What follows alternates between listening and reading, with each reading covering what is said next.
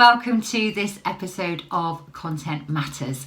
It's just a short video today because this week has been super busy so far with loads of new things happening, which is always really exciting. But I wanted to just take some time out to give you a heads up on a question I get asked quite frequently, and that is, how do I write a really good blog post? There's actually no kind of perfect or good blog post, because it's always going to depend somewhat on your niche and also your target audience. But there are some basic elements which you should always include every time you create a new post. So I thought that would be the best thing to run through with you now. So we're going to go straight in. Number one is to always base your blog post around a specific target keyword. So that can either be a long tail keyword, so that's a keyword phrase rather than a single keyword, or you can just choose one really powerful keyword. And obviously you will need to do some keyword research to make sure that you pick absolutely top-notch relevant keywords for your blog post before you jump in and start writing. The second thing you need to do is make sure that you hook your reader with a really interesting and engaging headline. You've got to give your reader an indication of what your article is all about and make them want to read it. You need to make them want to check out your first paragraph at the absolute very least. So your headline and your first few words, your first sentences are super important.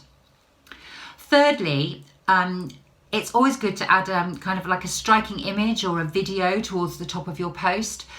What this does is it will draw your readers in, so it kind of grabs their attention.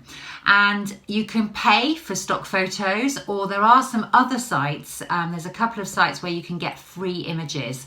But whichever you decide, just make sure that when you add those images, you include keywords in the alt text box, because this is going to help you with your description, and it's going to ultimately allow you to kind of be seen higher in the search results. Next up, don't just write one continuous block of text. You'll bore your readers. So you need to add subheadings and bullet points to make sure that those important points in your post really pop. What readers like to do is scan read if they can. So even if they don't read your entire post, you want to get the important bits out there.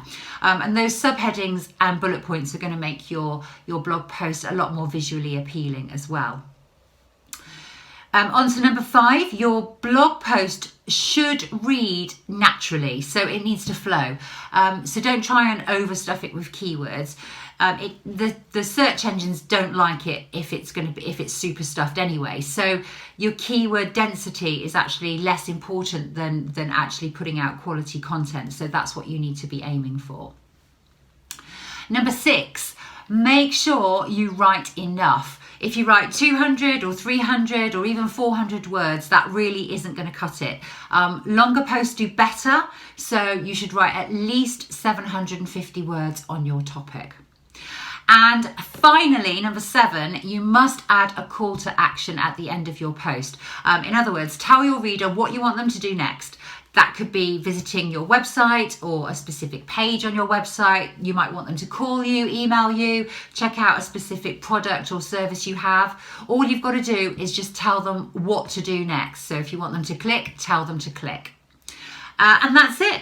Those are 7 quite basic elements you need to be aware of when you're creating your blog post. So all you've got to do is follow the rules next time you sit down to write. So I wish you luck.